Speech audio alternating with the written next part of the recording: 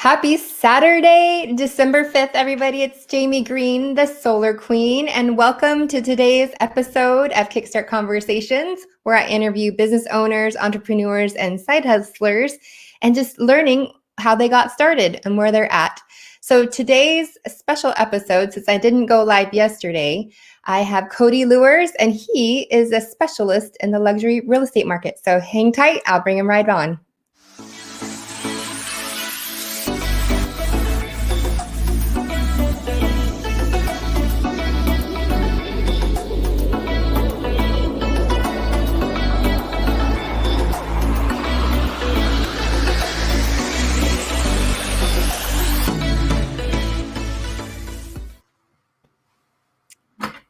We are live. Hi, Cody. Hi, Jamie. Jamie Green, the Solar Queen. How are you? I'm excellent. It's Saturday. I'm happy to just be here with you today. Yesterday, I was traveling back from Florida, and we wouldn't have been able to do the show as originally planned just because I was in the sky. So I'm really glad that we were able to slide it today. So thanks for showing up on a Saturday. No problem. How was your trip to Florida? How was the mastermind? It was good. It was cold. Like, it was colder in Florida than it was here in California. I brought all winter clothes and I wasn't warm enough. No kidding? Was it really windy? Is that what I heard? No, it just was cold. I think one of the days it was 57 degrees. And I asked the Uber drivers, like, what's going on here? He goes, yep, it's the 2 days of winter that we have a year. It was 72 degrees yesterday when I was leaving. So, of course, this just enough to bring you back next time. So I get that. Yeah. So for those who are tuning in now, Cody and I belong to a mastermind together. That's actually how we've met.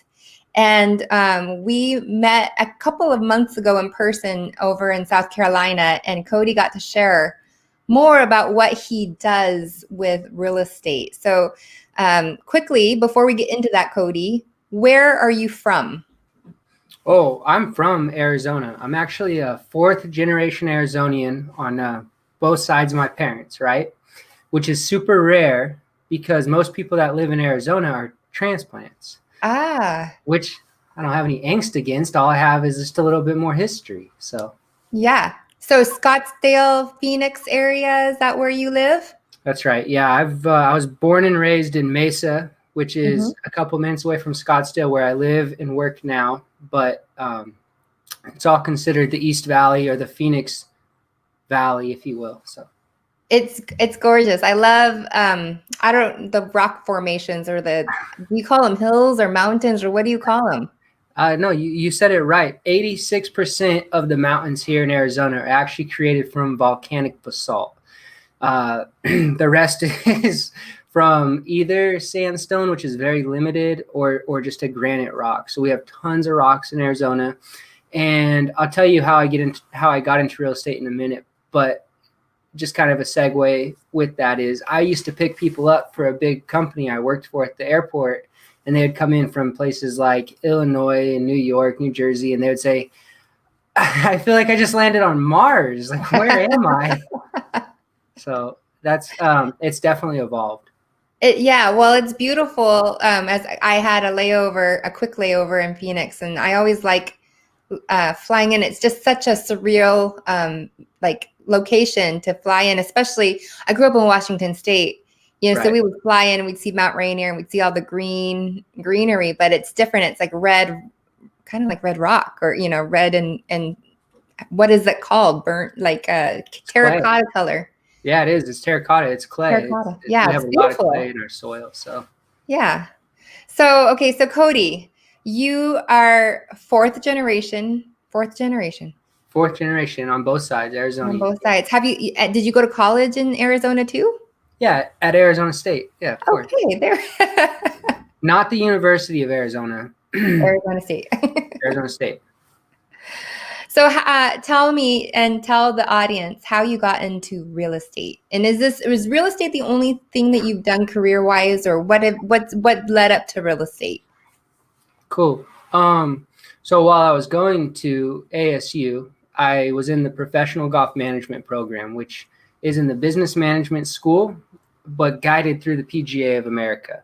And part of the prerequisites of that was I had to do 3 different internships, and one of them had to be at least 9 months long. And while I was doing that 9-month internship, I was not allowed to get school credits. So there was no reason for me to be in Arizona. And I asked the people that led my group in my class, I said, where's the best place to go? And they said, well, the Hamptons in New York. And I had to do 12 interviews to finally be able to go clean people's golf clubs at a golf course in New York for 9 months. But that golf course, it cost about $650,000 just to join it, and about $150,000 a year to retain membership. So there's a lot of CEOs, business owners, and celebrities that are members there. And one of my favorite members was about 4'0", and he used to always wear pastel colored shirts and shorts. And I used to always say, man, you are the best dressed person here. And he loved me. And he flew me out to the city in my last week in New York. I met him on the 44th floor of a 45-story building. So basically the top story. The top, yep.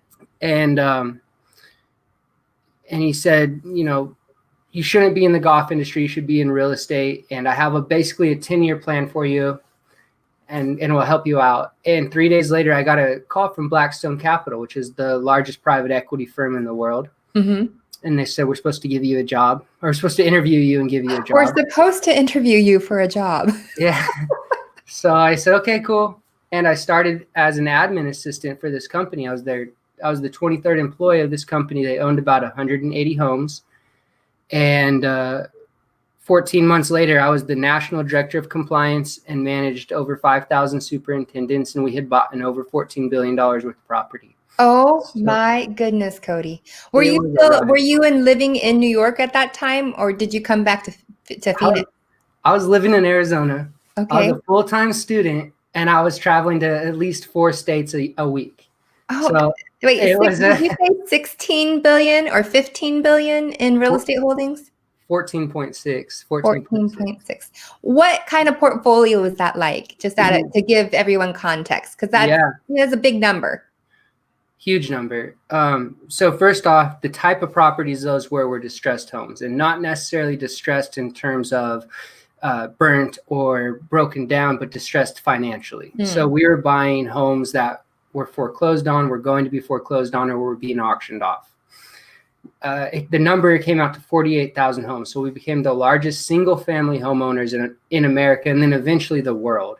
And the whole model was to hold those properties and rent them. And that's what they're doing. They're doing property management with 48,000 homes. I think right now they're about 60,000 homes. And this is Blackstone. This is a Blackstone funded company called Invitation Homes, right? Okay, and in order to buy that many homes, the way that it works is you buy portfolios, which is people say, hey, I have 500 homes or 1,000 homes or 10,000 homes, and I'll sell it to you as a bulk. And some of them are great and some of them aren't so good. And then the other way, and this is how I got into doing what I do, is called a trustee auction, which is at courthouses, which is on the courthouse steps.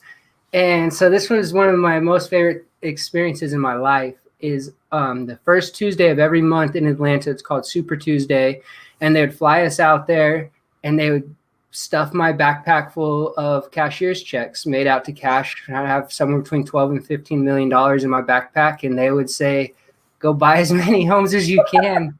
And I'd meet them for dinner, and they'd say, how many did you buy? And it would be 100 or 125 or 100 in this. And that was an incredible experience. I bet. But doing that, maybe I'll make a good jump here, is from doing that, I met somebody who was selling homes in the complete opposite fashion, which is they were selling luxury homes that had zero debt on them at auction too. And I said, well, I don't get it. Why would you do that? I'm stealing homes right now. Why would you do that? And they said, well, Cody, because if you were going to buy a Picasso or a Van Gogh or a 50-carat diamond, where would you do that? I don't know. You're not going to walk into Walmart and buy one, right? You're not going to go into it. You're not even going to an art gallery and pick a painting off of a wall and buy it. They won't sell it to you. Right.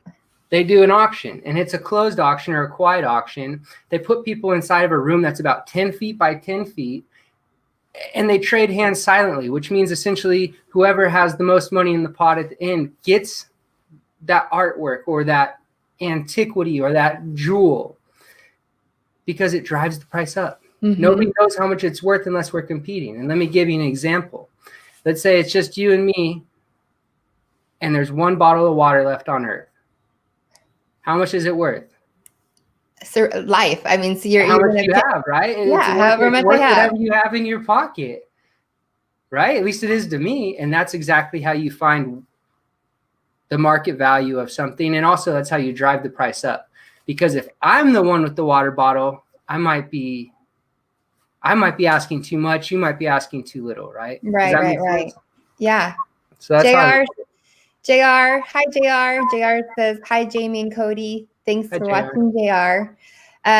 So when you were getting these backpackfuls of cashier checks, can we have a frame of reference of your age at that point in time? Were you done with college? Were you out of college?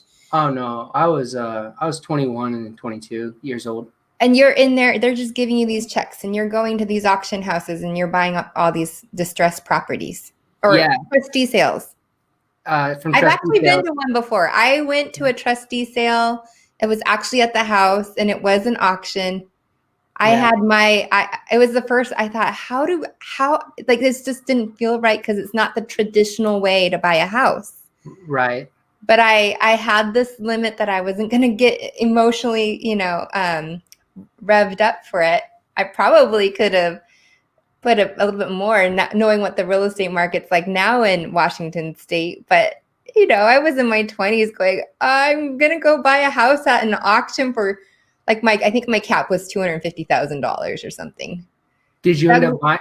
I didn't. Somebody else, but I think that went for $325 or something like that. Okay. Doug Wing says hello. Hi, Doug Wing.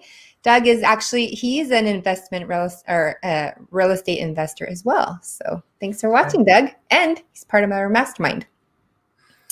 So you said something super powerful, and that's like your emotional barrier, right? Because someone we have in common, Jeffrey Gittimer, says people buy things emotionally and they justify them rationally. Mm-hmm.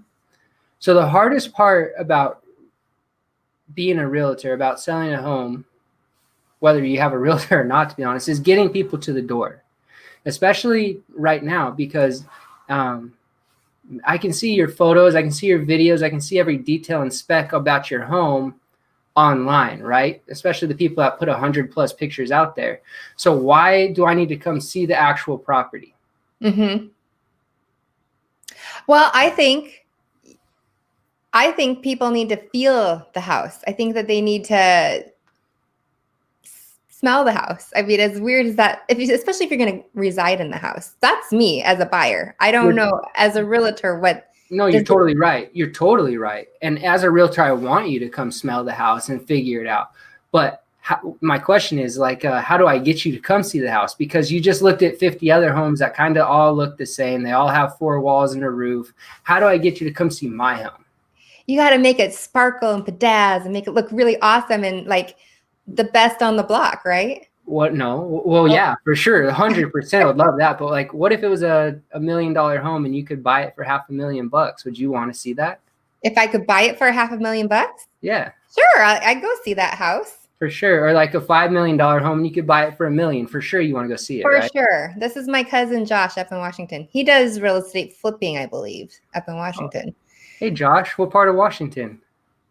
Yeah, Josh, what part of Washington are you guys living in these days? JR says, hi, Doug Wing. Hey, Doug. And then Cody, Doug says, I'll be in Phoenix in February full-time. Let's do lunch. That'd be great. Do it, Doug. That'd be awesome. I'd love that. Yeah. So, yeah, if I could go and buy a house, $1 million house, and buy it for half. Oh, my cousin still lives in Puyallup. That's where we grew up, was up in Puyallup, Washington. Oh, really? I asked because I used to work in like the Kirkland and Everest area. Everett, yep. That's very. Everett is where Boeing had a manufacturing plant. So I go up to Everett every now and then, and Kirkland is where, Redmond, Kirkland is where Microsoft is at and whatnot. Yeah, But, we had an office on the harbor right there in Kirkland. I loved it. nice. So yeah, so I would go to an auction if I knew that there was a house, Of course. $1 million house, and I could go and buy it for half the price. Yeah. I for sure would go. For sure you would go, of course. And you can spend $1 million, you have $1 million, but you have a chance of buying it $500,000 and you're there. And we're competing and somebody says, I'm going to pay $1.1 million. You're probably going to pay $1.2 million, right?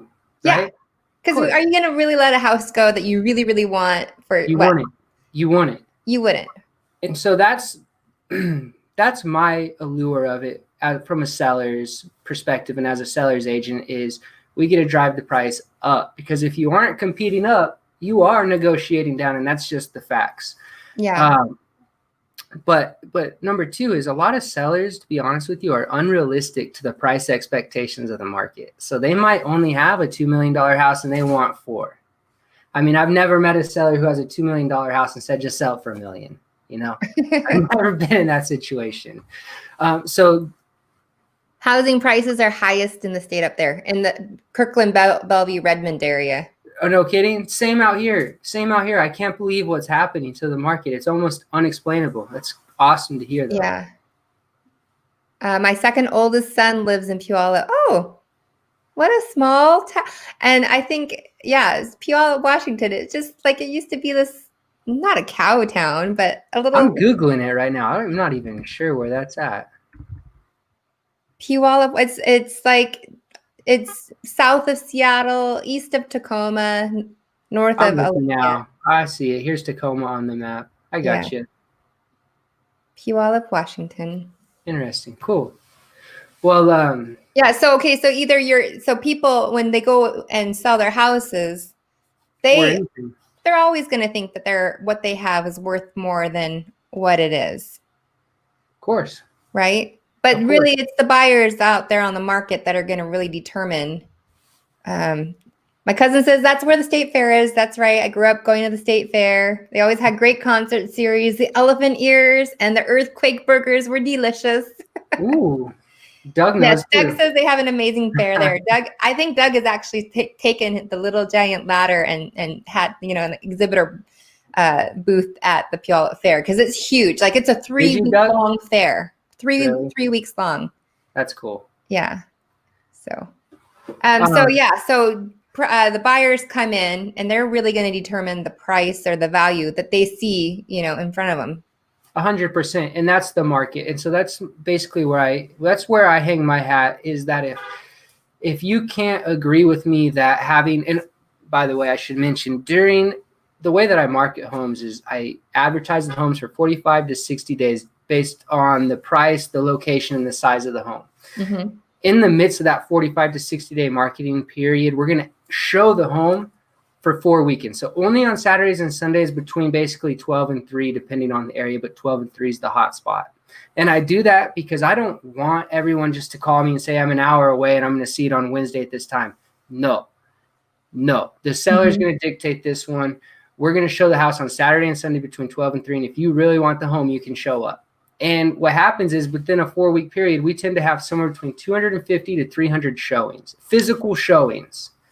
And that takes a lot of effort. And from those 250 to 300 people, it dwindles down to probably on average 6 to 11 people that qualify to bid. And qualifying to bid means you register to bid and you put in a cashier's check worth $150,000 to $250,000, again, based on the value, location, and size of the home. What is that called? That is it a reserve? Is that what that's called? Or it's just that's to get in the game? Essentially, yeah, it's just a check to get in the game. There is no reserve. I sell homes with no reserve, because if I had a reserve, that's the same thing as having a list price. So basically, we're going to sell our house at this price or higher. Gotcha. Well, I come to that. Right. I want to tell you what I'm going to buy the house at. So we sell it at no reserve auction. Yeah. Okay. But then they put in that, let's say $150,000, and they're the high bidder. That money goes hard instantly. And then they have 24 hours to bring that escrow account up to 10% of whatever the home sold at. So let's say it's sold at $2.5 million. They put an additional $100,000 into escrow. That's hard money. It's non-refundable. they have 30 days to close with no contingencies. And that's because all of our due diligence is done up front prior to the auction rather than after, like in a traditional sale. So we are able to hold people's feet to the fire. We're able to keep teeth in the contract so that instead of someone just saying, yeah, I want to buy your house for this amount of money and then going away, they're going to cough up some cash, at least 6 figures, right? So they're real buyers. Number one. Number two, now the seller knows, okay, I have 6 to 11 people on average competing for my home. And if we can't agree that many people, actual buyers competing for your home, dictate the market value of your home, then you're not realistic and I'm probably not the best fit for you. Gotcha. We have a couple more comments about the fair really fast. Doug says he sold many ladders there. Okay, cool. That's great. And at one point for 7 years, my 3 oldest sons all lived in Puyallup. That's such a small world. Alan, where do you live currently? Where do your sons live currently? I'm curious to know. So going back to the real estate luxury market and auctioning, is there a price like, because $1 million home in, say, Phoenix, Arizona versus Denver, Colorado versus Redmond, Washington, or San Francisco, California, like since we're both on the West Coast, I don't know what the markets are like in the I do kind of check the real estate, global or not globally, nationwide. But $1 million, $2 million can buy you a whole lot more in a different state than area than where I live. Isn't that the truth? How do you determine what luxury is and per the market? Yeah. And then how does somebody go about listing their market to be like sold at auction, like what you're doing for these customers? That's a really good question. And so luxury varies from market to market. In some markets, luxury is dictated by a price point of $500,000 and above. In Scottsdale, luxury is dictated by a price point of $2 million and above. Where you're at, it's probably $10 million above. Yeah.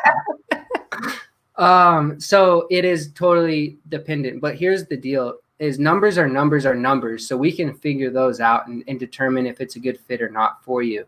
Now, based on, like I said, the size, value, and location of your home, we have a couple of factors that change. And one of them is your upfront marketing investment. Like, what's that, right? Yeah. What is that? Well, in traditional real estate, which is the worst business model on the face of the planet, if you ask me, the real estate agent is going to pay all of that upfront marketing cost to take pictures, to put it on the internet, spend the time to do everything. And then hopefully the seller is going to accept an offer.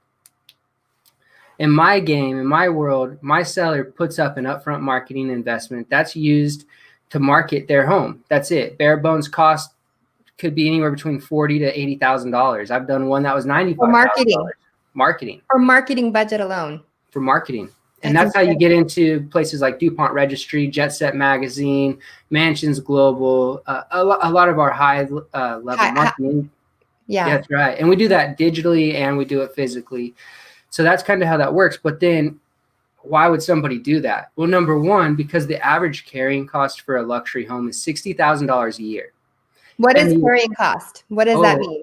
Good question. Carrying cost is essentially overhead, maintenance, cleaning your pool, mowing your lawn, not paying your taxes. That's not included in overhead. Just the basics, making sure your house is functioning well, looking well, and living well. Yeah. Maintaining it while it's on the market, or maintaining it for the year? Just for the year, just ever. Just if you own it. But here's the difference is when you own it, it's an expense that you can stomach. When you're selling it, when you want to get rid of this thing, man, that becomes a burden. Holy crap, we paid $20,000 this year to clean our pool. Yeah. So that's the carrying costs. Why do you mention that? Is it because sometimes the luxury homes can sit on the market traditionally a lot longer than, say, that's right. So the non-luxury home? Yeah, the equation on a national level through the National Association of Realtors says that a home priced at $1 million, per $1 million a home's priced at, I should say, it'll be on the market for 12 months. So $2 million home, 24 months, $3 million home, 36 months. Okay. That's a lot of money. If you're on the market for 2 years, that's $120,000. So why not just pay 65 right now and sell it for what it's actually worth? Cut your costs. Right. And that's how these people think. That's how these people look. Beyond that, we rebate that money back to them. So it's essentially like how you would pay an attorney, right? It's like a holding fee. But then at the close of escrow, we rebate that money back to them. And it shows us that they're a real seller, that they actually want to sell their home. They don't want to just test the market. Yeah. And it shows them that we want to sell their house too. How important, because JR is saying location for the luxury market, how important is this and how does it play? I mean, because we all know when you're buying real estate, location. Yeah. But how does that tie in for the luxury market? Like, totally important. People, you can build anything anywhere. So you might as well build it somewhere nice. So JR is spot on. Location. I sell dirt, not properties most of the time. My Josh is saying, do you know if people in Washington are using this type of sales strategies? Never heard of it. I'm personally a very new agent. So yeah, so people are using this in Seattle. Here's the deal. If you live in San Francisco, Los Angeles, or New York City, homes fly off the market. You know that, Jamie. People are, I mean, not even a day and a $12 million home's off the market like this. Yeah. So they always say, in Seattle and Washington area is trending to be the same way. But so people say, if I'm already selling homes that way, why would I need to have an auction? Why would I need to do this extra method? And the fact is, hey, this is great. If this many people want to buy your property, if this many people are trying to buy homes, put them in a room together. Yeah. Create an arena. See how bad they want to buy that house. Yeah, you might only want 13, but he might spend 15. Put them in there. Well, I just think even during bidding wars, you can't. The real estate agent technically can't tell you what everybody else is putting in for an offer, right? Like that's illegal. You cannot. Yeah, you cannot disclose that. So you're going in kind of blindly, just throwing spaghetti on the wall and seeing if it sticks. Yeah, I hope I'm the highest. I hope I'm the highest, and I hope I really get it. He says I like it. Yeah, when Cody was explaining the way he does real estate, it was just like mind blowing to me. Let me give a quick example because I know you want to be around 30 minutes. We're coming up. Oh no! This is like if the conversation's rolling and you've got time for it and people are engaging, we continue to go. Cody. We roll. Good. All right, I keep the show going. So how do you drive multiple bidders? More bidders equal higher selling price. So I'm going to answer Dan's question because Dan's one of my favorite people on the face of this planet. I'm going to answer his question while telling this story, which is kind of inclusive. Okay. I was selling a property in Atlanta with a great agent named Cynthia Pierce. She's one of my favorite people in the world. Unfortunately, the home that she got tasked with selling was the Atlanta Garden Showcase home, which means the year prior when she wasn't listing it and it was totally empty, they put tons of flowers throughout it and staged it as a garden home, and 20,000 people walked through the home. That was it. They're never going to come back. They saw the home, they just saw it, and it was like a revolving door. That's right. Yeah. And then she got this listing, and they wanted like $6 million for it, but no home had ever sold for $6 million in this neighborhood ever. Like, what did they want that number for? And a corporation owned it, and essentially she had the property on the market for over 2 years. Wow. And we got involved, and when we looked at it, we were able to look at numbers, look at properties that had sold within the last 6 to 8 months. That's my range of value when I'm looking at a valuation. And we said, hey, your property's going to sell. I think it was $2.8 to $3.2 million. And we did our auction. And she said, well, I don't understand how that's going to happen because in the last year, I have only had one showing. I've had 3 showings in 2 years and 1 in the last year. So how is this going to happen? Well, we did 294 showings in 4 weeks. Wow. With those 294 showings, 4 weeks. In those 4 weeks, we had, I think we had 3 offers come in, but essentially 4 because one guy submitted 2 offers. They were trying to buy the home prior. And the highest offer we got before the auction was $2 million or $2.2 million cash. We'll buy it. Well, that's not really what we want. Mm-hmm. So we put him in the room, and we had 9 registered bidders, and we were competing. And we got to the last 2 people that wanted to buy it. And it was a person that sat in the front left of the room and a guy that sat in the back right of the room, who ended up buying it for his two daughters to live in it together. And they were Russian. And the guy in the front left was from China, flew from China to bid. Oh my God. And they were literally looking at each other and just competing, just throwing paddles up like this. And we had surpassed our number easily. And we had just watched them continue bidding. And I was standing in the back of the room, and I think we sold the property for $3.86 million. Oh my gosh. Yeah, it was about $400,000 more than our high end of the range of value. Yeah. 294 showings in 4 weeks. Alan lives in Naples, Florida. Just thanks for letting us know. Alan, Naples, Florida. Look at Elite Auctions in Naples, Florida. That's who I partner with. They're based out of it. But so anyways, Dan, so how did we do 294 showings? What we did was we said the property is going to sell on this date to the highest buyer regardless of price. And so all these affluent buyers, which there's a lot in the Buckhead and Sandy Springs, Atlanta area, they said, sorry, I was just reading this new comment. Your appraised adjustments must be a real pain in the process.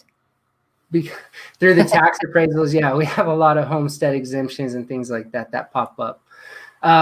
But anyways, so Dan, so we said that this property is going to sell to the highest buyer regardless of price. Yeah, they had it listed at $6 million. Yeah, we think it's $3 million. But if the highest buyer comes in at $1 million, that's who's going to buy it at $1 million on this date. And so these affluent buyers who like to lurk and hide in the shadow corners of the internet and just watch you drop the price, because that's the only tactic you have in traditional real estate is lower the price, lower the price, lower the price. They said, wow, I could buy this for $1 million. And they showed up. And when they showed up, they saw there was 20 other people in the home. And those 20 other people dressed just as nice as them and drove just as nice cars and had just as nice families. And they said, holy shit, this is going to be a competition. And like, I have more money than this guy and I want this home. I got to show up and I got to compete. And you put it on the table, and whoever has the most wins. How much do you think ego plays into 100%? Because I was going to say two guys looking at each other going, well, 100%. And that's why I wanted to ask. You know, you said you were going to pay $250 at that house, your first home. You didn't buy it; someone else did, but they paid $320. Well, why did they do that? They did it because you were going to pay $250, so they had to pay more. And someone was going to pay $260, so they had to pay more. And someone was going to pay. Do you understand? Yeah. And people do that all the time. Oh, I'm only going to spend $2 million. What just happened? You know, we just doubled that. What happened? I sold a home in Maryland. I sold a 92-acre ranch farm in Maryland, if you will, and lower price. I think we were around like $1 million, $1 million, $2 million is what our projected range of value was. The lady that bought the home paid $1.7 million for it, and she said, she even showed us on a notepad. I wrote down 900,000 because that was as high as I was going to go. It was 900,000. She spent, I think, 1.6 or 1.7 on it. Yeah, Josh says, I'm sure that it's scary and he revised it. Scary for the seller not to have a minimum reserve. What is the concept? I mean, have you ever seen a house go to auction and go below what they were, like what in their mind they wanted to at least get? Or does it always 100% or 90% of the time sell for over what they would have listed the house for if they did the traditional real estate route? Our firm, and I don't know if this number is real or not, it's a statistic, but our firm says it's a 95% success rate. Here's the facts. The facts are that the buyers have to register 72 hours prior to the auction. And they do that by submitting a bidder registration form. And on that bidder registration form, they place their opening bid.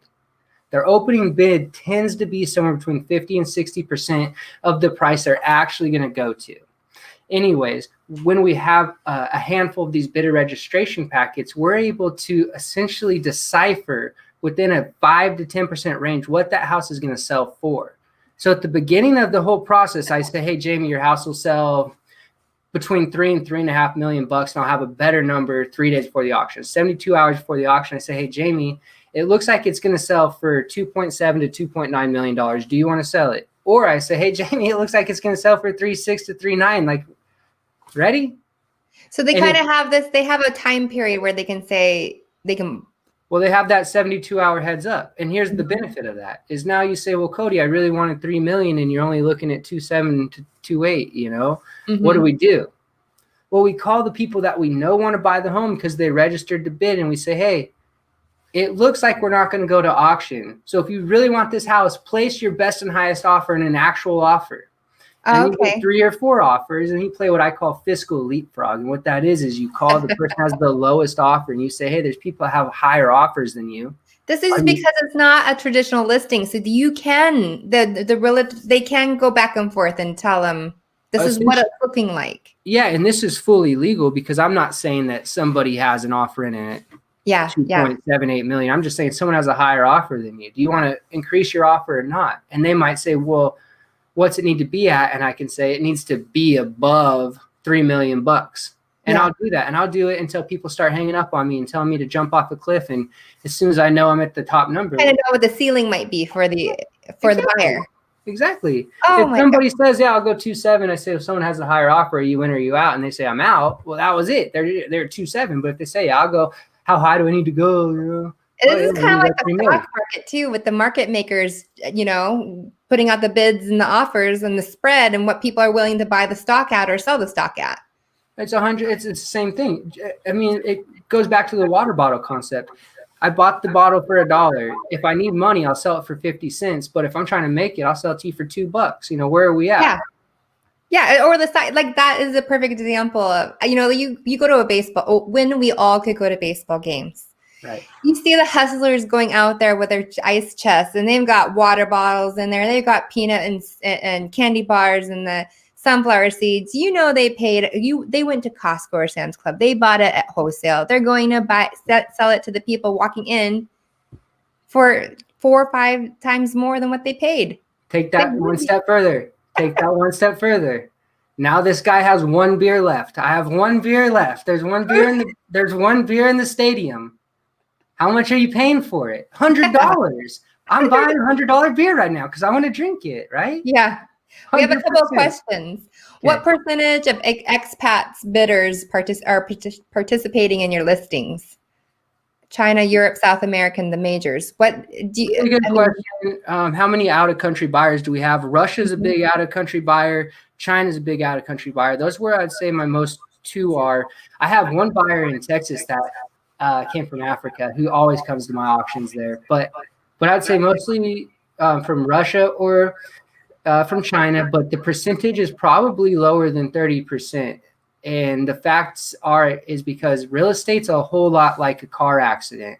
Most of your car accidents happen within a mile. Most of your buyers come within 5 miles. That's why they're there. They like the area.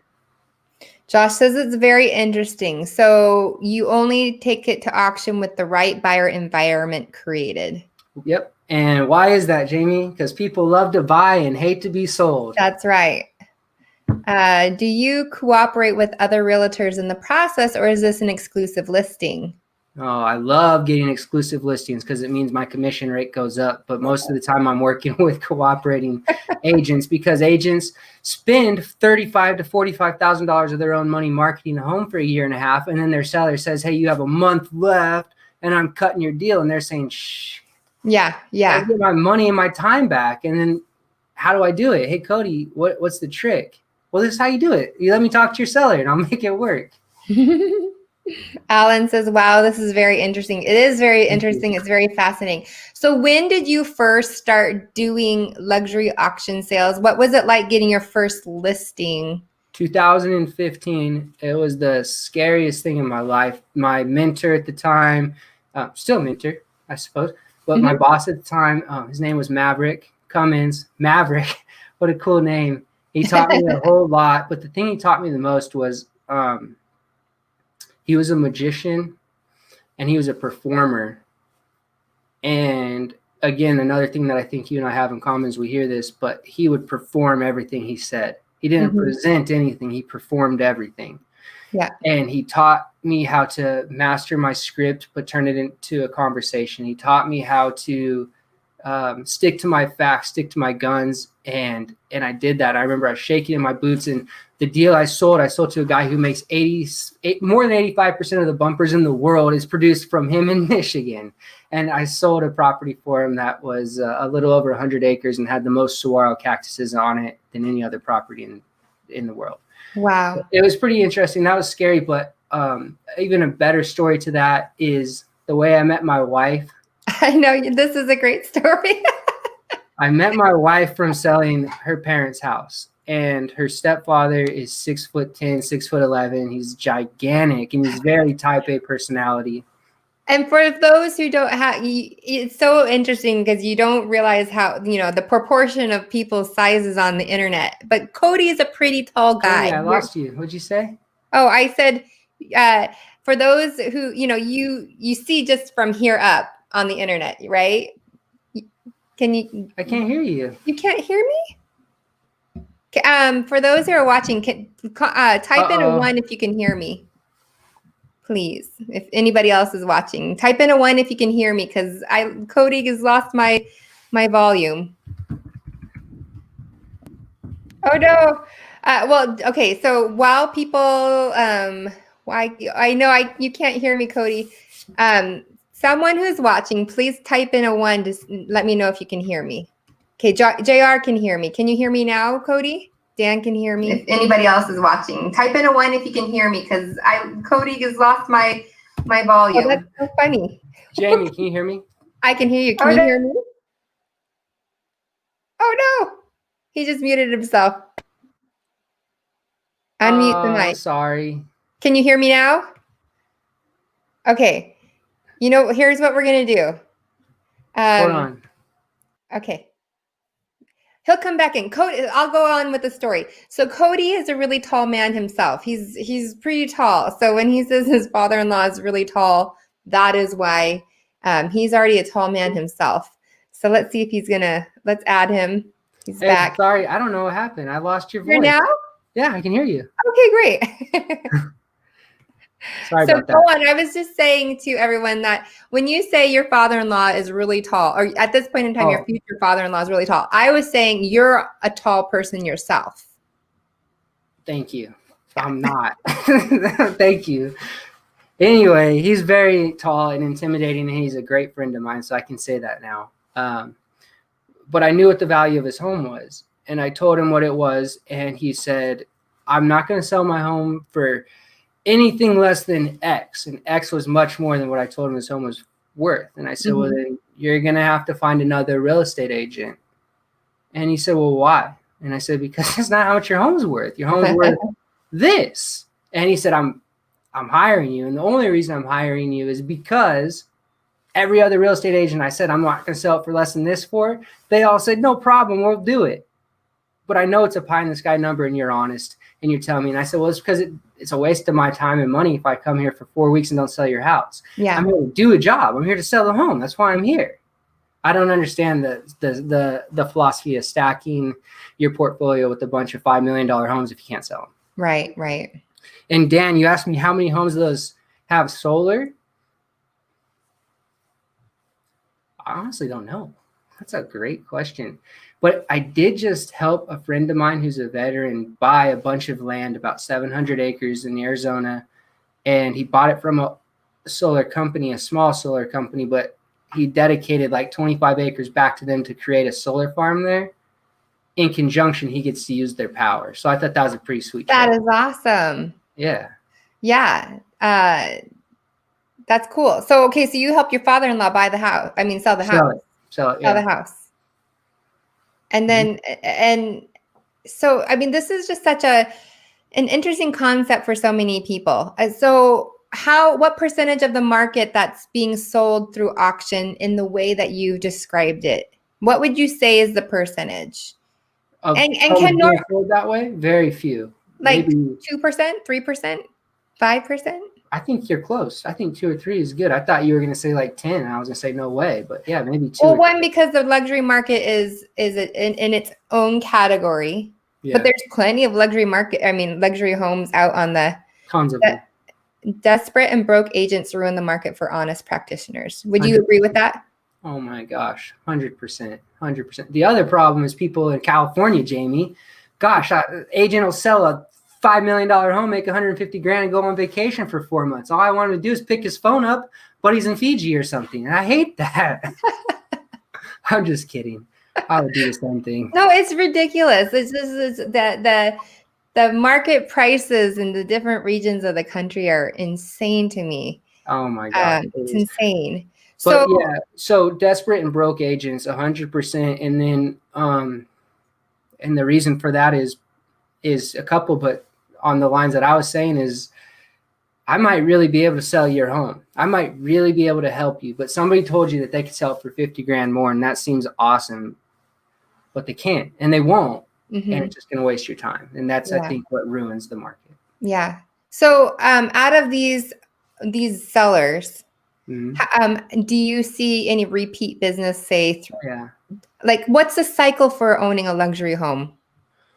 Well, owning any home really, I think, is on average between 5 and 7 years. A seller is going to buy and sell a house. Luxury homeowners tend to own more than one home. Right. And so, I have a great idea that I really want to run in front of our mastermind. I've wanted to, but I haven't. I'm going to do it just for this show. Sure. I hope no one takes my idea. Okay. So people like Jay-Z, right? Beyonce, right? They have 50 Cent, Fat Joe. People, I'm just thinking of rappers right now. There's tons of people like this. They have portfolios of properties. Like I was talking about portfolios earlier of distressed homes and single family homes. These are portfolios of 10, 15, 20. They have 150, $250 million worth of real estate. I think the trend you're seeing is everyone wants to liquidate and downsize and free themselves and do all these different things. But how do you sell $250 million worth of homes? Let's say it's 15, let's say it's 12 properties. It's 12 properties. How are you going to sell 12 properties in a rapid amount of time? Well, guess what? People like buying celebrities' homes, and people like buying luxury homes. And there's only a small amount of people that like to do that and can do that. So like I said, put them in a room and sell all 12 homes in one day. I would love to sell $250 million worth of real estate in one day. Hey, Jay-Z. Oh my God. Jay-Z, someone tag Jay-Z. Jay-Z, if you want to sell some real estate, I know how to do it. Oh, JR says long listing and frequent price drops are a kiss of death long term for subject properties. Measure twice, cut once. I think that's the solution, though, Cody, is what you're saying, is get them in a room. Because people, I mean, we hear all the time. I think a family member of mine built a beautiful luxury home in Pacific Heights here in California. I think it went for 22 million, 20 something, 19 to 22 million. I can't remember what the final price was. Not bad. Not bad, but it was from somebody from China came in with cash, bought the house. Of course. Yeah. So how do people find the buyers? I know we've gone over, but how do you find the buyers? Is it through the auction reserve and that's it? Or how do you promote the auction reserve, or is that what you're promoting? Well, so innocent mistake, and it's not a problem, but sorry. We're no reserve, right? No reserve. Sorry. No, we promote that there's no reserve. No reserve. And yes, so we don't advertise the house. We advertise the message. And for anybody that doesn't want me to list their home for you, let me just give you some advice. Don't advertise the price. Don't market the price. Prove the value of the home. That's how you sell anything, or especially a property. Okay. So how do we find the buyers? We advertise the opportunity to come name your price on this home. You can buy, like I said, a $22 million home. You can buy it for 10, maybe, possibly. You have that chance, maybe, right? It's a no reserve auction. That's too good of an opportunity to go there.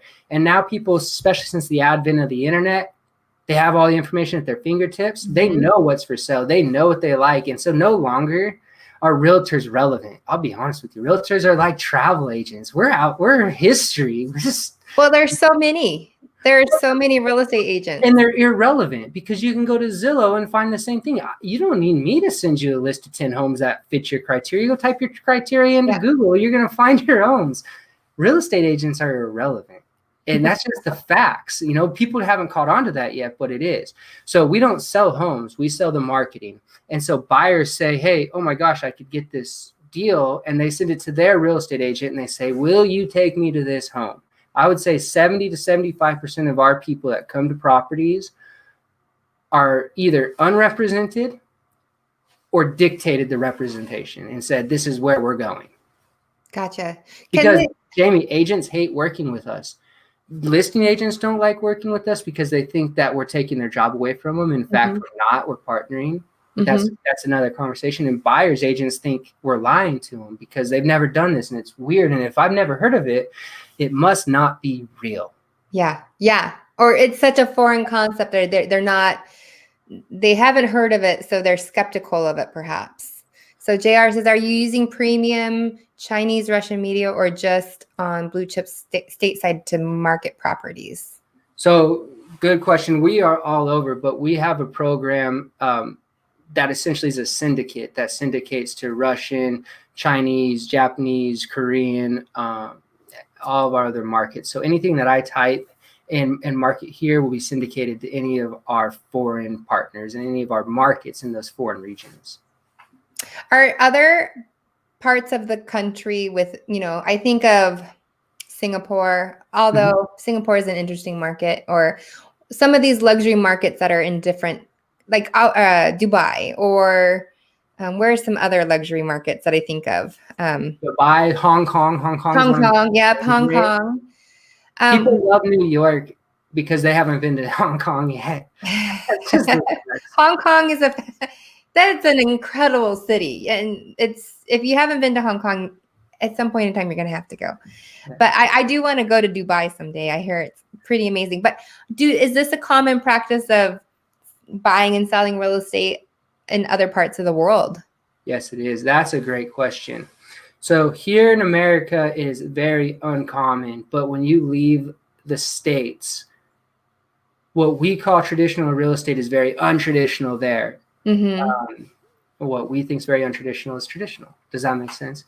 So it is common, but the way that I would compare this the best is the Sotheby's or Christie's of of artwork or high-end antiquities. Okay, and Sotheby's and Christie's are nationwide, but they are housed out of New York, and they're able to sell those Picassos, Van Goghs, and things like that. They sell everything this way because that's how they bought them. Yeah. So they do it the same way. Dan has a really long question. Okay.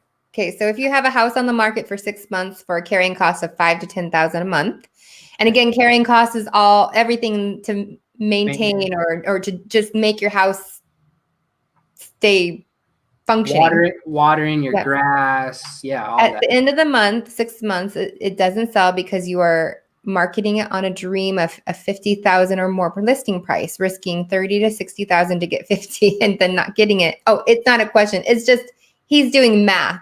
And he's verifying it, and he's verifying, yes. Correct. Yeah. Yeah, 100% correct. It's just not worth it. And I guess the main concern is, well, what if my house only sells for $1 million? Well, if your house is only worth $1 million, it's going to sell for $1 million. But if you actually have a $4 million home, it's going to sell for $4 million.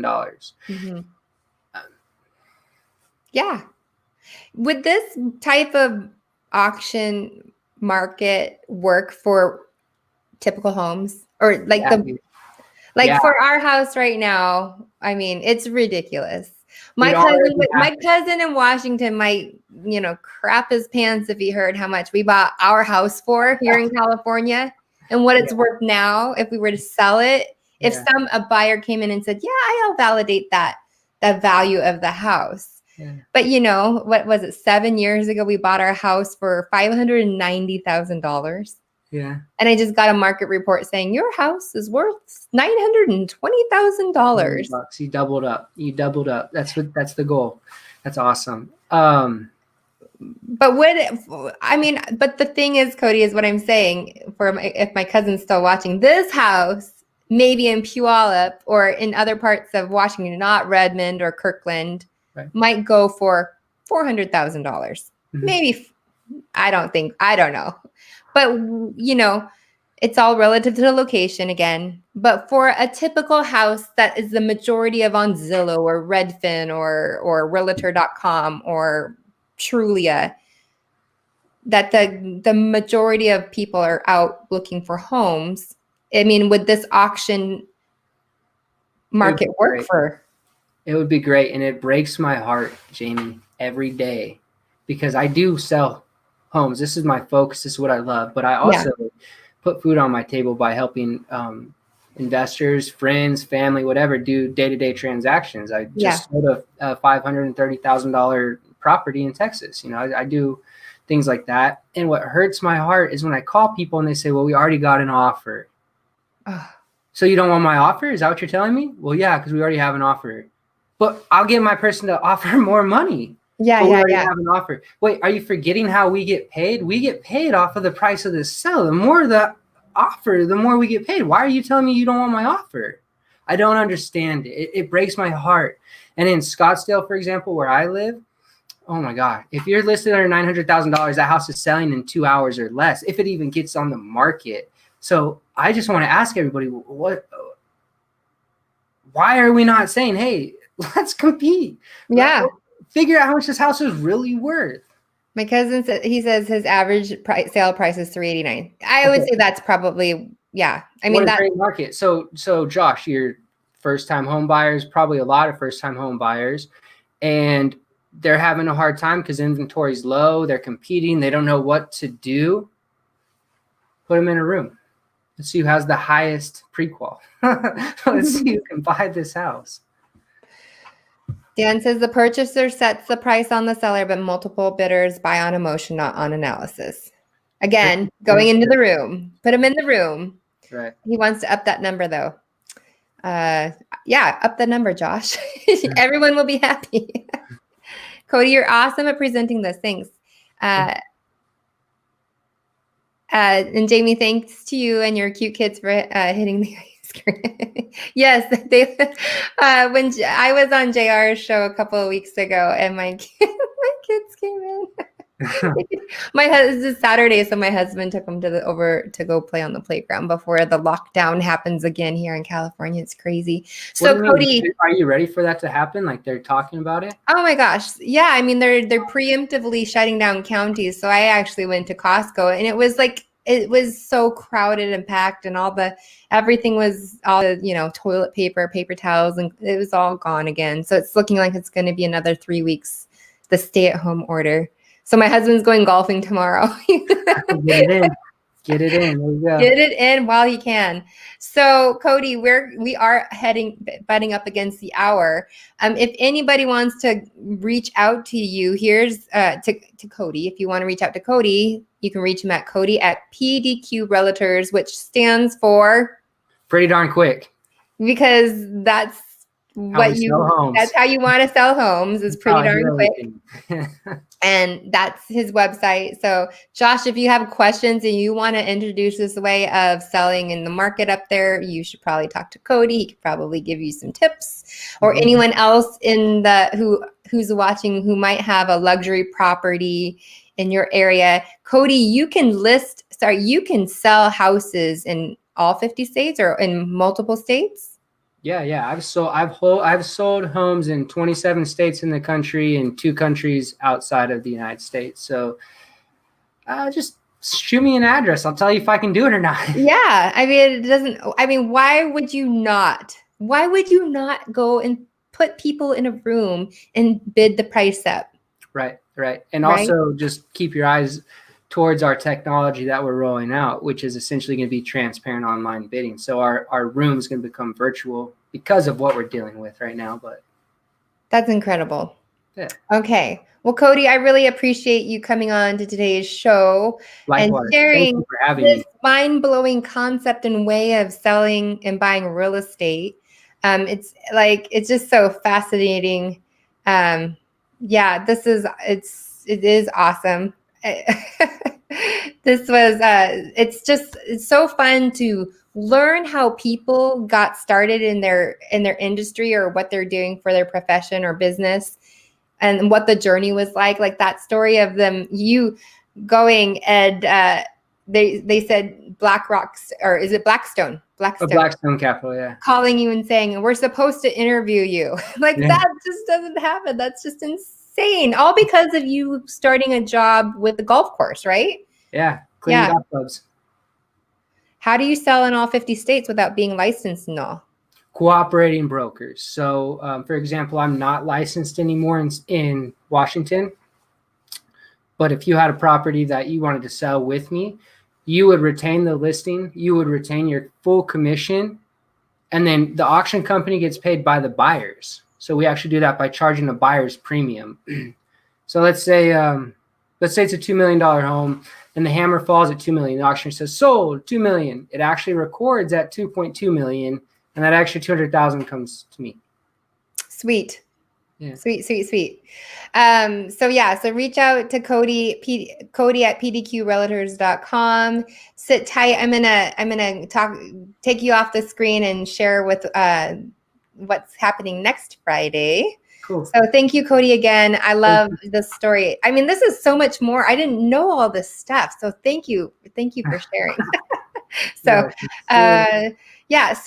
So next week on Friday, the plan is to have Brandon T. Adams on the show. And I met Brandon at the Sam show in Las Vegas a little over a year ago. He is an incredible entrepreneur with a lot. He actually was encouraging me back then, go live, do everything with video. He is the author of The Road to Success. He has a show on Amazon called Success in Your City. And my kids have come back. So next week, Brandon T. Adams will be on the show, and I'm excited for you to hear his story and what he's doing, and how he got started and everything. So that's next week. Have a great rest of your weekend, and we'll see you then.